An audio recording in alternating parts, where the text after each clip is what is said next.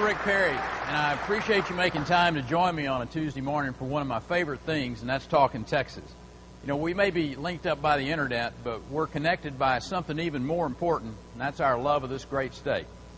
And I want to thank the good folks at Holt Cat for having us here today. Holt's one of those family-owned Texas companies that played a key role in building our state. You know, from tractors that plowed Texas cropland to bulldozers that clear the way for massive infrastructure projects, they've been giving hard-working men and women the tools to keep Texas growing. Caterpillar's also growing in Texas as they're moving their engine operations to Seguin. Combined with their suppliers, Caterpillar's move is going to create over 3,000 jobs for hard-working Texans. You know, as the national and global economies come apart at the seams, Texas is displaying a strength built on conservative fiscal discipline and a focus on job creation. You know, back in 2003, we clawed our way out of a $10 billion budget hole by making tough choices and cutting spending. 6 years later, our rainy day fund is on the way to $9 billion. There have been only 2 state budgets since World War II that cut general revenue spending in Texas, and I signed both of them. In the process, I also line item vetoed more than $3 billion of unnecessary spending, which is more than all other Texas governors combined. As other states drive employers away with higher taxes, unpredictable regulations, and frivolous lawsuits, Texas is exerting a magnetic pull on jobs, investment, and people who want to live free. You know, as a result of the work we've done together, Texas is a safe harbor to this economic storm whose example can chart a course out of these tough times for the rest of the country. You know, it's no accident that we lead the nation in exports, job creation, Fortune 500 companies. Business leaders consistently point to Texas as the best place to do business, including companies like Medtronics, Toyota, Caterpillar, that are bringing thousands of jobs to our states. These jobs are adding to an economy that's not only deep, but it's also diverse as well, relying on high-tech, agriculture, and financial services. You know, as the needs of the global economy have changed, hard-working Texans have applied lessons learned as the nation's energy provider to innovations in renewables, making our state America's leader in wind generation and a respected force in solar and biofuels. Texas is still the land of opportunity. Because we've improved education in our state, our young people are better prepared than ever to enter that opportunity zone. In public education, we've moved closer to our goal of college and career-ready graduates by increasing the level of accountability in our schools, emphasizing basic courses, and introducing incentive pay for our teachers. Over the last 9 years, overall funding for public education in Texas has increased 43%. And at the same time, we've also improved access to our colleges and universities by increasing financial aid levels by 900%. You know, as education has improved, so's the level of security we've offered our citizens. Texas has stepped into the gap left by the federal government's abject failure to protect our international border. Your legislators have stood with me by allocating more than $110 million in border security funding in each of the last 2 legislative sessions.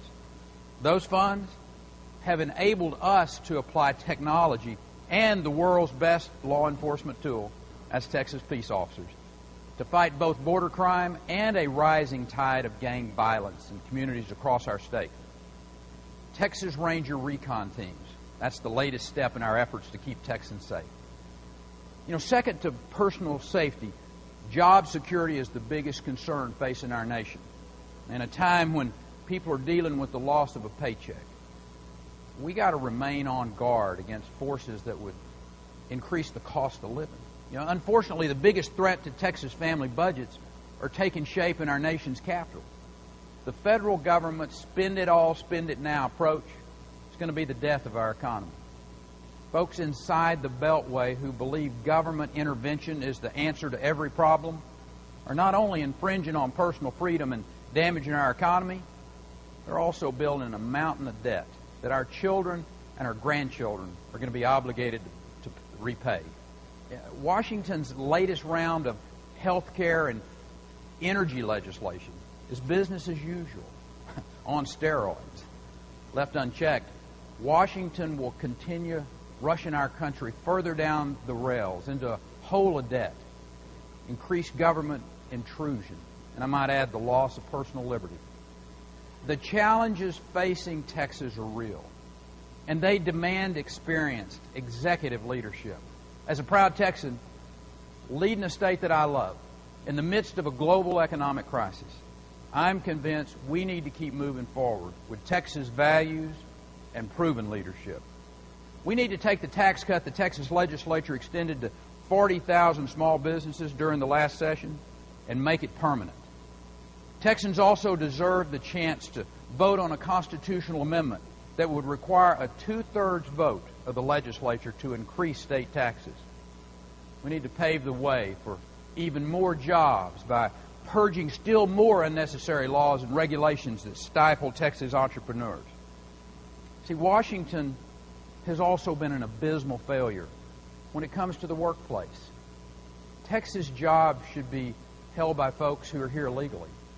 So I'm going to press for criminal penalties for employers who knowingly violate employment laws by hiring workers who are in Texas illegally. Let's keep working together to sustain our state's forward momentum, applying our time-tested Texas work ethic, our commitment to physical discipline, and our belief in the individual. Together, we'll lead our nation out of this tough spot and keep Texas strong. And to get that done, I'm going to need your vote and much, much more. When this wraps up today, I hope you'll stay at this webpage for a minute and continue the conversation by sharing your thoughts on the issues facing Texas. I also need you to spread the word, letting your neighbors and friends know the challenges and the opportunities that we face. Working together, we can make history and preserve our state's legacy of leadership, independence, and prosperity. God bless you. And through your shared vision and hard work, may He continue to bless the great state of Texas. Thank you. Ruben, how are you, brother? How you doing, Governor? Everything's good. Lee, thank you, brother. Good to be here. Marky. Yes, sir. Hey. How are you? Thanks, doing great. Yeah, good to see you. Thanks for coming out today. My sister Sarah Kinney says Oh, good girl. Awesome. right way with the right governor. Yeah. Yoo-hoo. Thank you. Thank you, Governor. Edward, thank you, sir. Yes, sir. Margaret, thank you.